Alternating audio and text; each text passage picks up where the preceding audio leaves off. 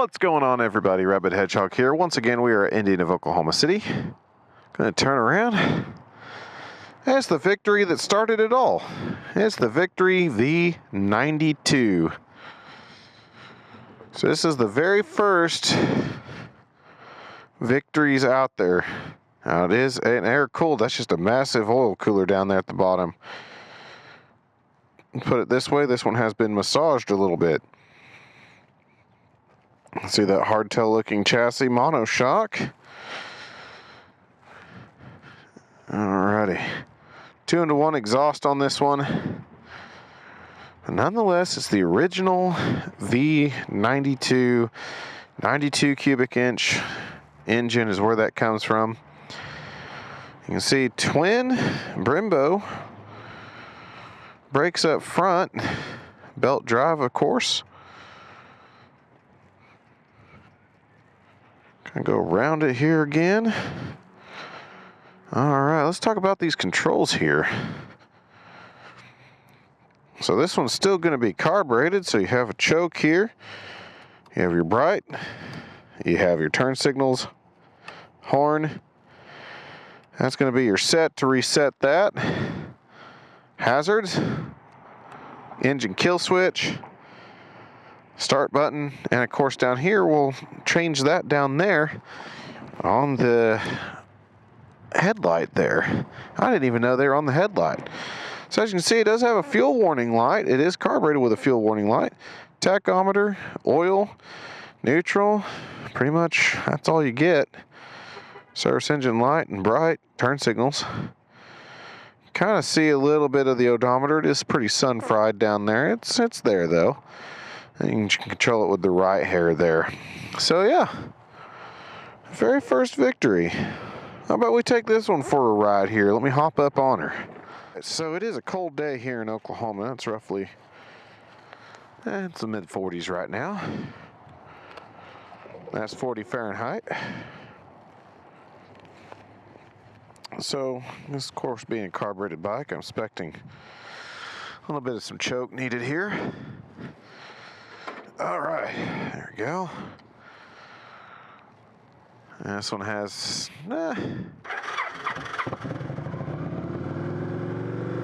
alrighty.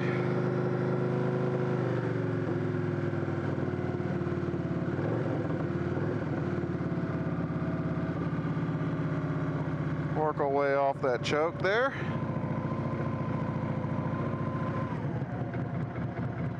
There we are.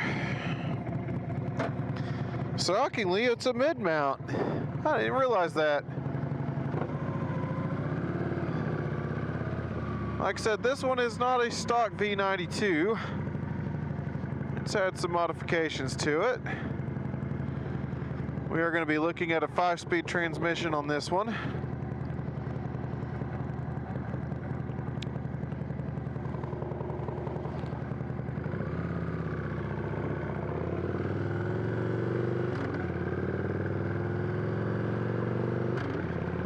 Alrighty. Transmission funky. Old school Harley Davidson guys will know that sound. Oh, a little bit of false neutral there. No big deal though. Bike near 20 years old or right at that level. I expect a few things.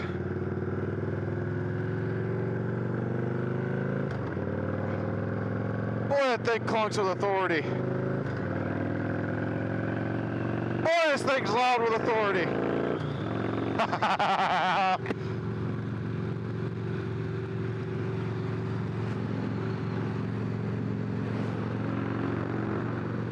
Alrighty.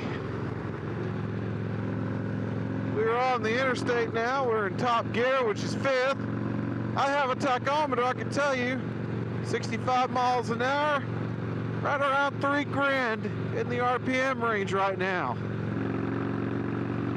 Step it up a little bit more here.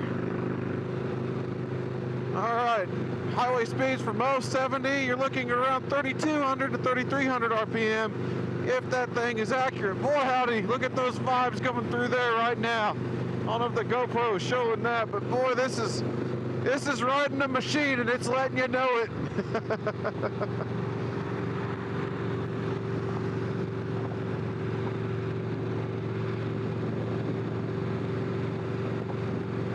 You know, I wasn't expecting the suspension to be this floaty, but I'm kind of floating over everything. Feels so weird. Now this is a traditional fork. Like I said, it is a monoshock rear end like the modern Indian line and most of your Victories of its time. But it has that more hardline look, kind of like the Yamaha Cruisers.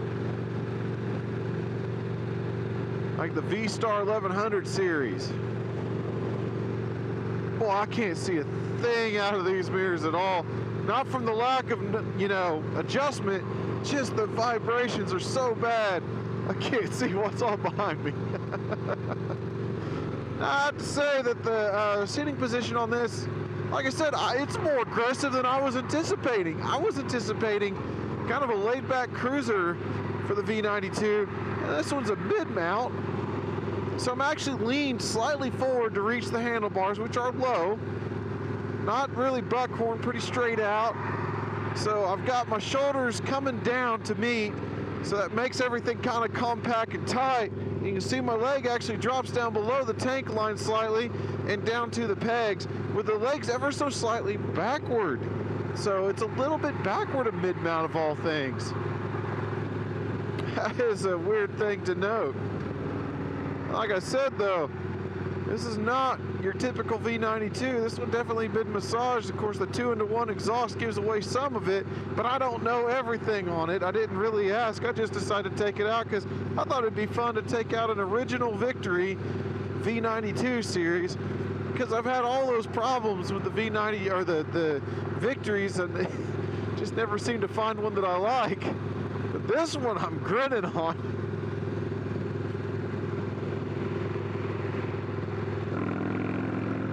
Sounds so good too.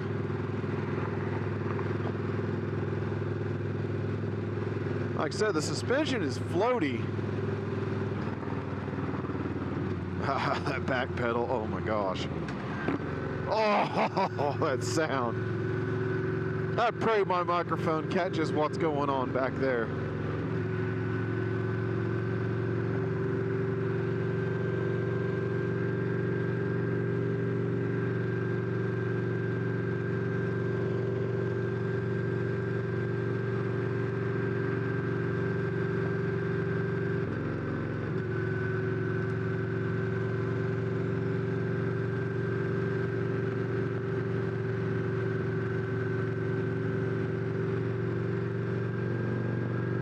Oh, this thing is just loud and lively and wonderful, actually, right now. This is by far my favorite Victory. I haven't even been on it that long.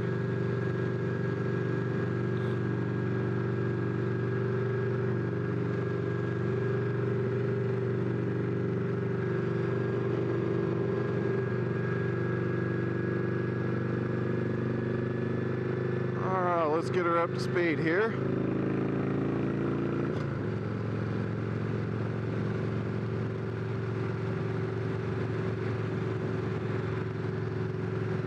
This thing just rides really well. Now the vibrations have not settled as we've warmed up. I have to say I'm not a fan of the headlight mounted speedometer either, but I love the classic look. That's kind of an old school trickery that we had back in the day when motorcycles first came out, putting all the electronics up into the headlight. That's kind of a nice touch. Like I said, may not be the biggest fan of where it's located because it doesn't have, everything's in 10s, but you got the 2s in between and a white dot for the 5s. So it's kind of hard to spot it when you look down, especially with everything vibrating, even the needles moving around a little bit in there as well because of how much it vibrates. But you know, it's not all that bad. Different.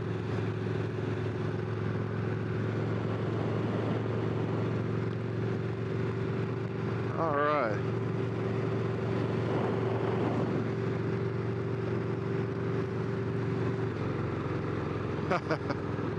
God, things sound so good.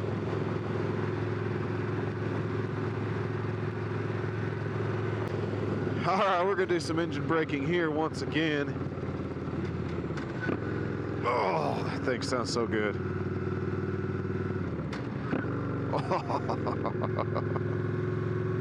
Engine braking is phenomenal on this machine. Acceleration's pretty decent on it as well. Braking, woo, pretty good too. Get that rear tire to squeak a little bit. Happily purring right along right now. I will say, it's a bit heavy to turn.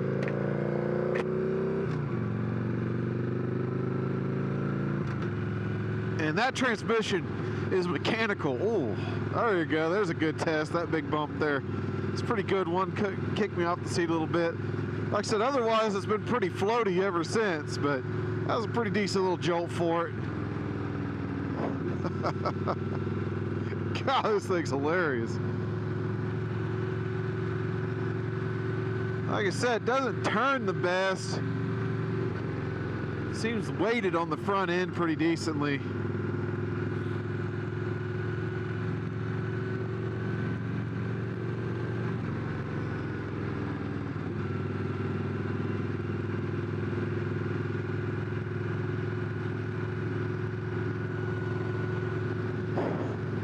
This is just riding an old school bike.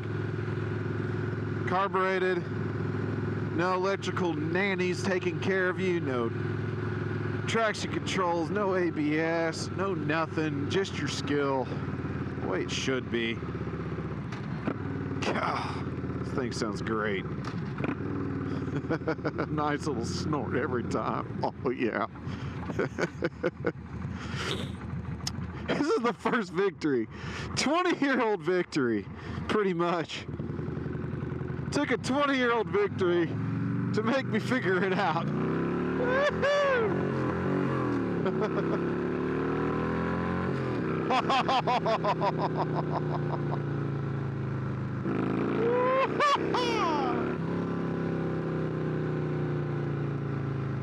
Alright, so 30 miles an hour is all you're going to get out of first gear. Second gear going to get you up there pretty quick too. This one's got old school charm and character and old school noise. I like it quite a bit.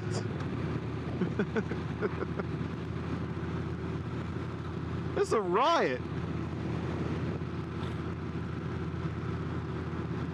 Like I said, looks like, I mean, I can kind of see, like I said, it's pretty sunburnt up there, so it lived outside. It looks like 10,744 miles. Could be wrong. Could be a little bit more than that. Like I said, it's pretty sunburned, but it's got a few miles on it. It's been around the block. Well, whoever played with it, it's a blast. I have to say, like I said, that steering is the only thing that really makes me sad. I wish it turned a little bit better. The attitude of this bad boy and the way it spins up and the engine, the way it just rockets, it needs to be able to turn along with that. Not just make an incredible noise and go forward. All right, there you go.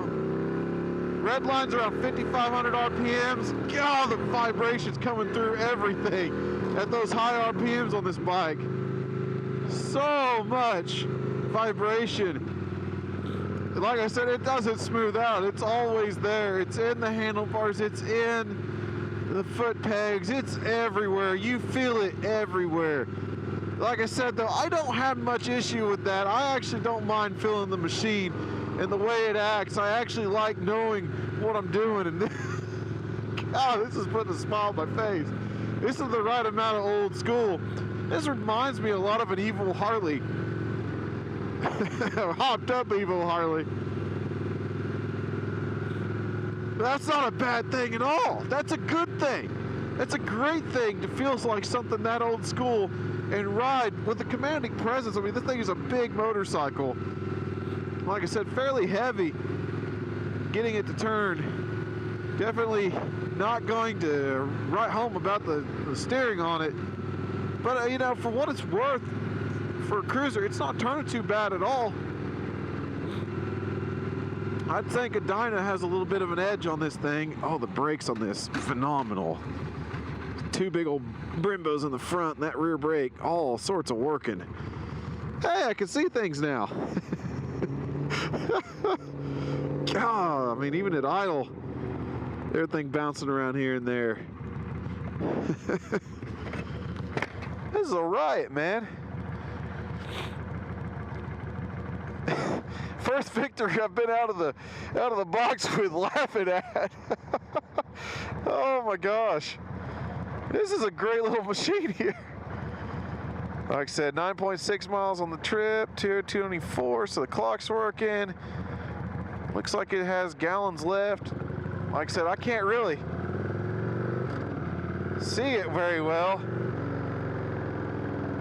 because it's pretty sunburnt, but yeah, I think 10,000 miles is a fair assessment of the odometer. I'm going to be pretty sure of it. All right, let's get up here. Oh yeah.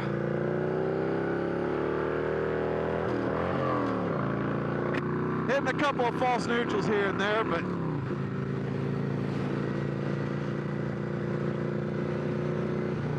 "20 years old, I'll give her a break." Could be just me shifting it wrong, I don't know. But boy, when she hits gear, she gets going. Oh yeah, and that touches your soul right there.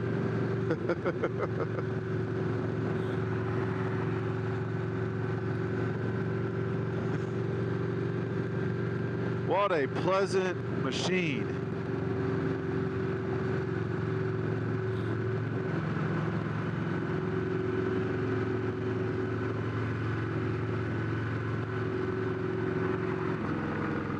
Yeah. You release the throttle on this thing, it just snorts and rips and sounds all sorts of right.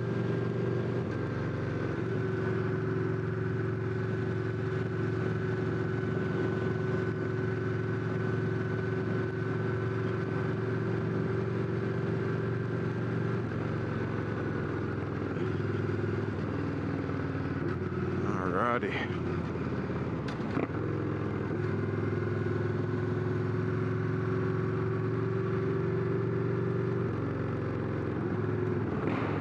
Jeez, I just had to do that. Sounds so good. And the turn signal will self-cancel. I just realized that. Oh, yeah. Oh, that'll throw you. Of course, this is a mess right here, so this will definitely test how good I can get up on an interstate in a short amount of time.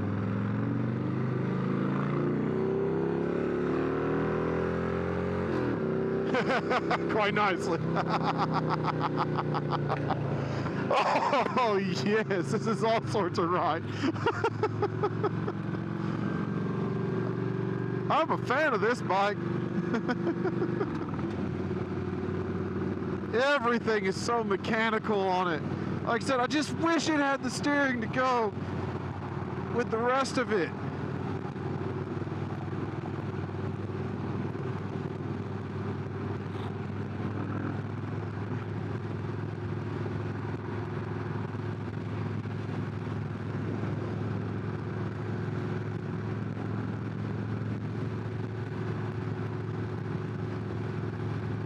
All right, back to being floaty again. Like I said, tight and floaty, kind of an interesting mix of suspension.